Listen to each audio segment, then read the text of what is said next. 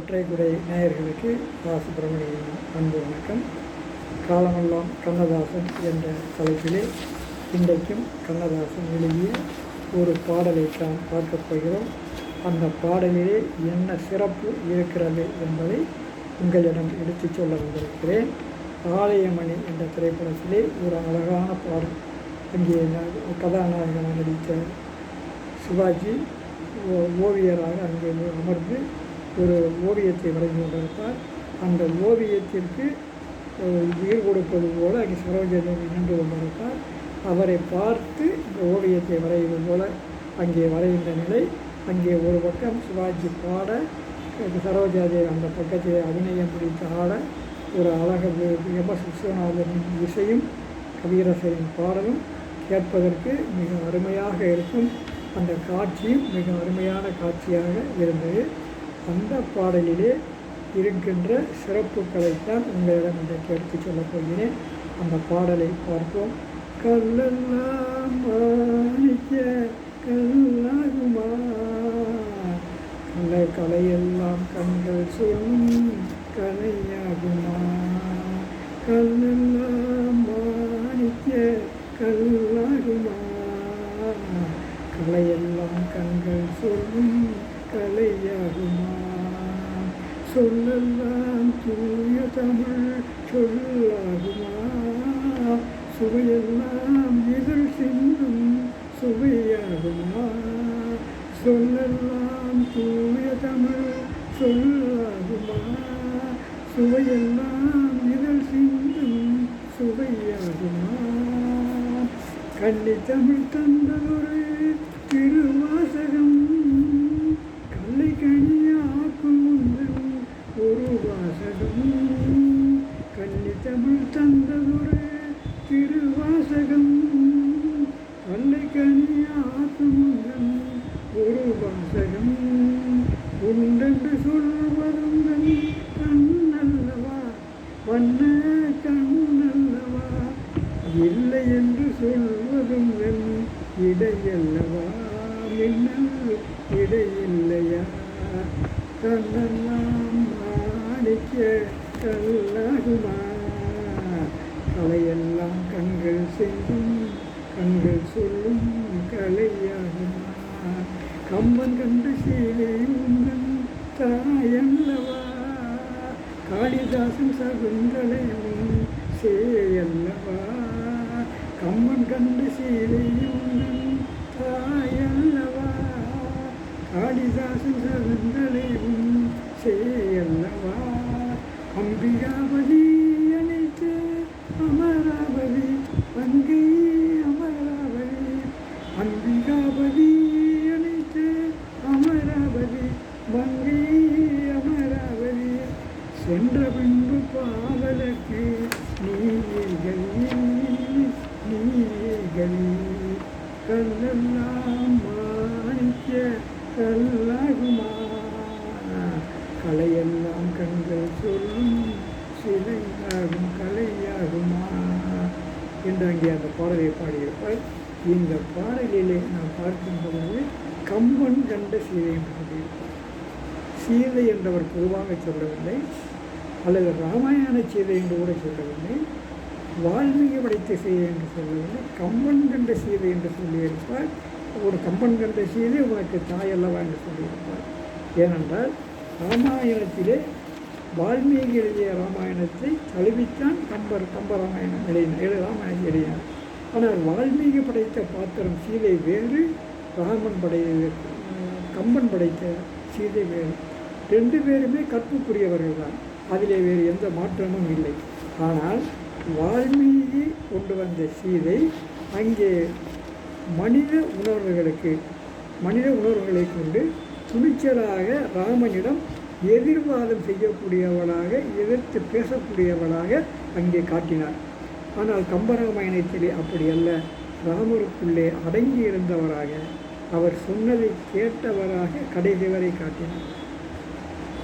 நீங்கள் ரெண்டு பேருமே அவங்க கம்பர் என்ன சொல்கிறாரு, அவர்கள் இருவரும் ஒருவரை ஒருவர் கண் சந்தித்தது. அப்போது அண்ணனும் நோக்கினாள், அவளும் நோக்கினாள். அதாவது திருமணத்திற்கு முன்பாக காதலித்து திருமணம் செய்து கொண்டார்கள் என்றுதான் கம்பன் காட்டுகிறார்.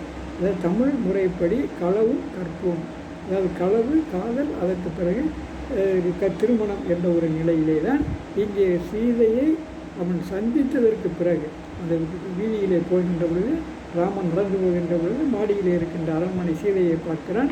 இருவர் கண்களும் பரிமாறுகின்றன, அவர்களுக்குள்ளே காதல் வருகிறது. அதற்கு பிறகுதான் அங்கே வில்லை ஒடிக்கும்போது இந்த ராமனே வில்லை ஒடித்து தன்னை திருமணம் முடிக்க வேண்டும் என்று நினைக்கிறான். ஆனால் வால்மீகி காட்டிய ராமாயணத்திலே ராமனை யார் என்றே அவளுக்கு தெரியாது வில்லை ஒடிக்கும் வரை. வில்லை ஒடித்ததற்கு பிறகுதான் ராமன் யார் என்று தெரியும். ஆக அந்த சீதை அங்கே மாறுபடுகிறார். அடுத்து காட்டிற்கு வருகின்ற பொழுது அங்கே முனிவர்களுக்கு இடையூறாக இருக்கிறார்கள் என்று தண்டகாரண்யத்திலே அந்த அரக்கர்களுக்கு எதிராக அம்பை வில்லை தூக்குகிறான் ராமன். அங்கே அம்பையிலே போகின்ற பொழுது சீதை அந்த தடுக்கிறார், அவனோடு வாதம் செய்கிறார். இது சரியானது அல்ல, அவர்களை கொள்வது சரியானது அல்ல என்று அங்கே தடுக்கிறார். ஆனால் இந்த கம்பர் காட்டிய சீதை அதை செய்யவில்லை. ஆக அந்த தீக்குளிக்கின்ற போது கூட அங்கே அயோத்தியிலே போய் அங்கே தீக்குளிக்கின்ற போது கூட சாதாரண ஒரு மனிதனுடைய அரசன், அவன் சாதாரண மனிதன், அவன் மனைவியை சந்தேகப்படுவதிலே பொருள் இருக்கிறது. ஆனால் நீ உன் மனைவியை, உன்னோடு காட்டுக்கு வந்த உன் மனைவியை நீ சந்தேகப்படுவதிலே என்ன பொருள் இருக்கிறது என்று அங்கே வாதிடுவான். ஆனால் கம்பனுடைய சீதை எதையுமே சொல்ல மாட்டாள். அந்த வால்மீகியினுடைய சீதை அனுமன் போய் அங்கே அசோகவனத்திலே பார்த்த பொழுது நான் என்னை விரைவாக வந்து மீட்கச் சொல் என்று சொல்லி அனுப்புவாள் மோதிரத்தை கொடுத்து. ஆனால் கம்பன் படைத்த சீதை நான் கற்போடு இன்னும் 1 மாதம்தான் இருப்பேன், இந்த 1 மாதத்திற்குள்ளே அவனை வந்து என்னை மீட்கச் சொல், இல்லை என்றால் நான் இறந்து விடுவேன் என்று சொல்லுவதாக இந்த கம்பன் இங்கே படைத்திருக்கிறார். ஆகவே தான் சீதையை தெய்வ நிலைக்கு வால்மீகி மனித அளவிலேயே வைத்திருந்தார். கம்பன் சீதையை கடவுள் நிலைக்கு உயர்த்தினார். ஆகவே தான் இங்கே கம்பன் கண்ட சீதை உன் தாயல்லவா என்று அந்த அடிகளை அங்கே சொல்லுகிறார். அடுத்து பின்னாலே அம்பிகாவதி அமராவதி என்று அந்த காதலை சொல்லுகிறார். கம்பனை சொல்லிவிட்டு இந்த அம்பிகாவதி யார் என்று சொன்னால் கம்பனுடைய மகன். சோழ மன்னனுடைய அரசவையிலே இந்த கம்பர் புலவராக இருக்கிறார். ஒட்டக்கூத்தர் அங்கே தலைமை புலவராக இருக்கிறார்.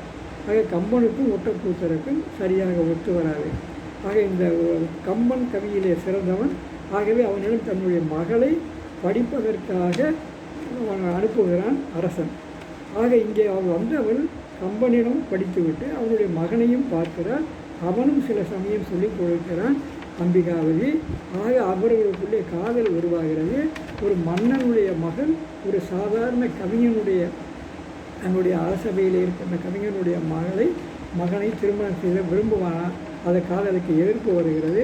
அதற்கு பிறகு வேறு வழியில்லாமல் அந்த இடத்துல அவர்களுக்கு ஒரு போட்டியை வைக்கிறான். இந்த போட்டியிலே வென்றால் திருமணம் என்று சொல்லி 100 பாடல், அதாவது 100 பாடலை இங்கே அம்பிகாபதி காதல் சுவையில்லாமல் பாட வேண்டும் என்று சொல்லுகிறார். அவனும் போட்டிக்கு சம்மதிக்கிறான். அப்போ 100 பாடல்னு வரும்போது பாடுகின்றவர் எண்ணிக்கொண்டே பாட முடியாது. உன்னை எண்ணிக்கையை விட்டுருவார், இன்னொன்று பாடலை விட்டுருவார். அதனால் இதுக்கு என்ன சொல்கிறோம், அமராவதி இப்போ பக்கத்தில் பின்னாடி வந்து நீங்கள் பாடுங்க, நான் திரைமரங்களில் உட்கார்ந்துருப்பேன், நான் உங்களுடைய பாடலை நான் எண்ணிக்கொண்டே இருக்கிறேன், நீங்கள் 100 பாடல் பாடியவுடன் உங்களுக்கு முன்னால் நான் வந்து விடுவேன், 100 பாடல் முடிந்ததாக நினைத்து கொள்ளுங்கள் என்று சொல்லுகிறார். அதுபோல் அவன் பாடத் துவங்குகிறார். இவர் பூக்களை பக்கத்திலே வைத்துக்கொண்டு ஒவ்வொரு பூவாக எடுத்து 100 பூவை குவித்து வைத்துக்கொண்டு ஒவ்வொரு பூவாக ஒரு பாடல் முடிய எடுத்து வைக்கிறார். 100 பூவையும் எடுத்து வைத்து விடுகிறார். 100 பாடல் முடித்து விட்டார் என்று சொல்லி அவள் 100 பாடலை முடித்து விட்டார் என்று சொல்லிவிட்டு அவள் வெளியே வருகின்ற பொழுது இவன் அவளை பார்த்து அந்த காதல் பாடல் ஒன்றை பாடத் துவங்கி விடுகிறான். அப்போதுதான் ஒட்டக்கூத்தர் பார்க்கிறான், மன்னா அவன் பாடியது 99 பாடல், இல்லை நான் 100 பாடல் தான் பாடினேன் என்று சொல்லுகின்ற பொழுது, இல்லை 100 பாடல் நீ பாடினாய், அதிலே ஒரு பாடல் காப்பு பாடல் என்பது கடவுள் வாழ்த்து. கடவுள் வாழ்த்து என்பது இலக்கியங்களிலே முதலிலே வருவது அந்த பாடலோடு சேர்க்கப்படாத ஒன்று, எண்ணிக்கையிலே வராது. எல்லா இலக்கியங்களிலும் கடவுள் வாழ்த்து வரும். அந்த கடவுள் வாழ்த்து அந்த இலக்கியங்களோடு சேர்த்து வரும். அகநானூறு என்று சொன்னால் அதில் 400 பாடல்கள் தான் இருக்கும். முதல் நாளைக்கு ஒரு இன்னொரு பாடல் கடவுள் வாழ்த்தாக இருக்கும். இப்படித்தான் ஒவ்வொரு பாடலிலும் அங்கே இருக்கும் கடவுள் காப்பு பாடல் என்று. ஆக இவன் பாடியது ஒரு பாடல், கடவுள் வாழ்த்து பாடல். அதையும் சேர்த்து அவன் இதில் கணக்கெடுத்து விட்டான் என்று சொல்ல, அவனை கொண்டு போய் கொன்று விடுங்கள் என்று சொல்லுவார். அவனை கொண்டு போய் கொன்று போட்டு விடுவார்கள். ஆக அவன் இறந்தவுடன் அமராவதியும் போய் அந்த இடத்துல இறந்து விடுவாள்.